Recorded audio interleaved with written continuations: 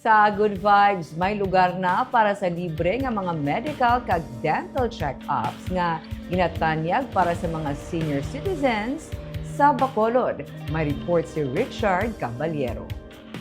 Kung siyang una, yara sa masobra 2,000 pesos ang magastos ang 70 anyos nga si Dolor Muyani kung magpahimo siya sa bag-o nga antipara.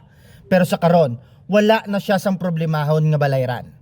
Inibangod libre na ang check-up sa mata kag pagpaobra sang antipara para sa mga senior citizens sa Bacolod City. Ang ini nga serbisyo ang makita sa sulod sang Senior Citizen Center sa Annex Building sa Bacolod City Government Center nga pormal na gimbuksan sa publiko kaina sang aga. Mayari diri optometrist, agod hindi na mabudlayan ang mga katigulangan nga maghapit-hapit pa kung sa diin agod makakuha sang libre nga eyeglasses. Hindi, pagi ko kayo lalabot nga makasave kami isang gasto at ako gusto na mulig sa amon mga senior no, na kanya kwarta makaver kami sa antipara nga para sa amon mata. Sarang man nga makakuha sang libre nga medical check-up, libre nga bulong, kag pati na dental check-up sa mga katigulangan sa amo nga pasilidad.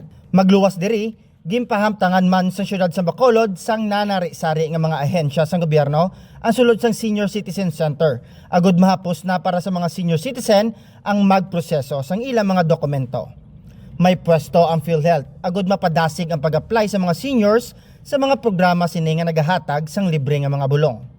Bukas man ini para sa mga gusto mag-apply sang Ladiray Centenarian, kag assistance to individual in crisis situation. Pwede man diri makakuha sang Senior Citizen ID.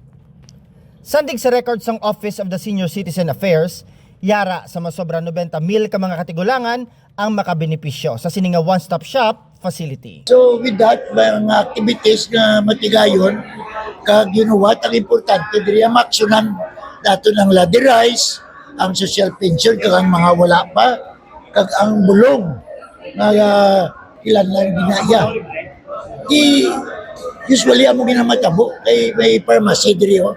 Kag butang si mayor sang City Health at the same time may doktor man. Ginpahayag naman ni Bacolod City Mayor Greg Gasataya nga magasugod na ang panghatag sang syudad sang tig-10 ka kilo nga bugas para sa mga senior citizen nga wala sang may ginabaton nga social pension.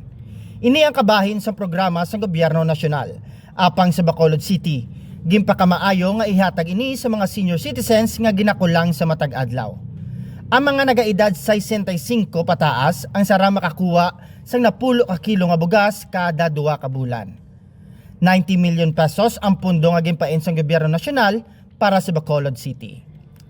We decided na ang accommodator ang tanan ng mga seniors nato na wala sa kinabaton na social pension alin sa national government at sa local government. 65 and above.